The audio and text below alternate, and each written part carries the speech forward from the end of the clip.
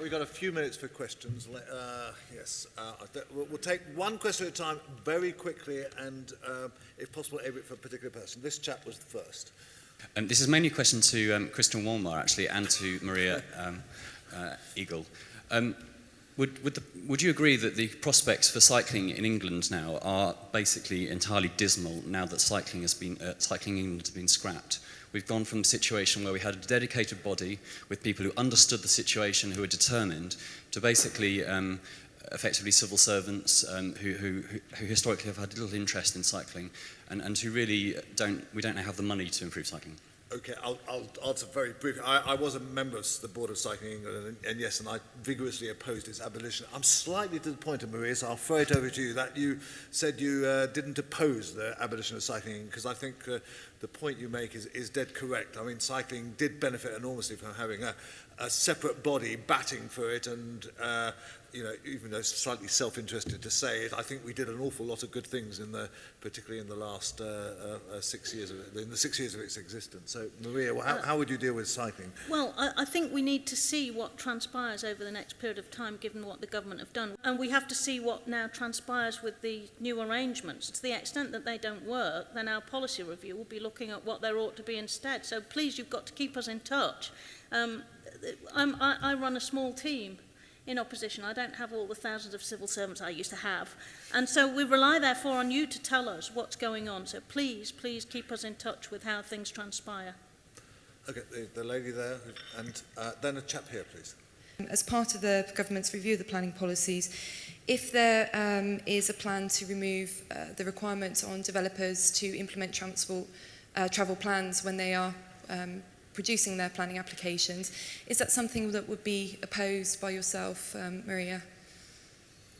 I think we'd have to wait and see what's proposed and have a judgment about what the likely impact of that is. I mean, planning powers are there for a purpose. You always have to have a balance between being too heavy-handed and having requirements that prevent development, and having sufficient power to make sure that what's developed is appropriate and fits in with the local area. Michael wants to come in. Just two thoughts. I think the idea of requiring developers for developments over a certain size to propose travel plans, I think is something that should be encouraged. It's something actually we're trying to promote in the rail industry. We've actually got a pilot project. It was initiated under the previous administration, being continued under the coalition government, where 24 stations around the country are developing travel plans. I mean, stations are pretty small, actually, by comparison with some of the developments that come forward through planning. Okay, we'll take two last questions. This chap here, and there's a chap over there, please. You first, sir. Sean Long from One North East Regional Development Agency. It's a question for Michael. What is your appetite to see intermodal end-to-end transport solutions between cars and trains? There's lots of examples given between rail and bus end-to-end tickets and cycle to rail. What about electric trains to electric cars at stations? But a couple of stations are actually starting to trial power points, so electric vehicles can actually park there.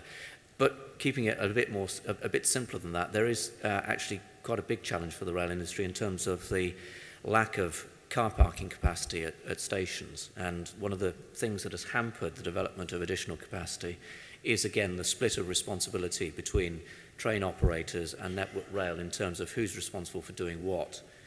Neil, good point. If I may, and just picking up on both of those, I mean, in terms of the connection between the electric car and the trains, etc., I think there are opportunities out there. I think we just need to change our mindset and actually look at what the business drivers might be. So an awful lot of people have cars that they literally just use to drive between the stations, backwards and forwards. Actually, can you change that so they don't own that car, but that car is provided by a third party, maybe part of your rail ticket, etc., and you actually pick the car up, take it home, deliver it back the following day, and you may not be using the same car all of the time, and there's a possible there in terms of the business side of things. And looking at forward in terms of electrification, again, this is some time off, but I know the industry is looking at discontinuous electrification because trains have a great capacity to coast. You have to have signalling systems that will allow you to do that, but that's being looked into. And so I can see a future whereby actually you don't have to have a continuous overhead lines, etc., you can move to a point where actually they are discontinuous, and those areas that are more prone to trouble with overhead wires you may just end up removing them completely. Okay, all right, well, thank you very much for that.